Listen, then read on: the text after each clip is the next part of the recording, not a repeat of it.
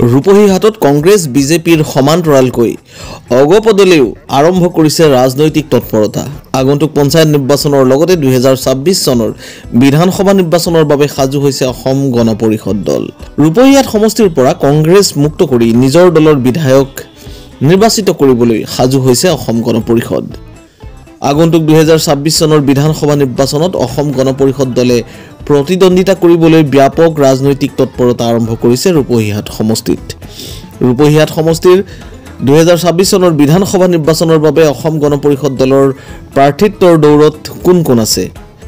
প্ৰথমে প্ৰাৰ্থিত্বৰ দৌৰত আছে অধিবক্তা জাকিৰ হুছেইন ফৰাজী, তাৰপিছত আছে সমাজকৰ্মী আবু বক্কৰ সিদ্দিক, লগতে নাম উচ্চাৰণ হৈছে প্ৰবীণ চন্দ্ৰ বৰাৰ।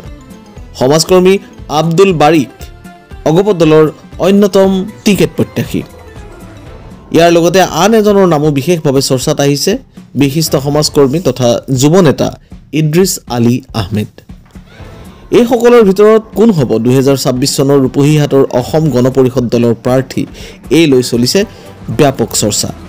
বিজেপিয়ে সমষ্টিটো অগপৰ বাবে এৰি দিবনে নাই, সেয়াও হ'ব সময়ত লক্ষণীয়।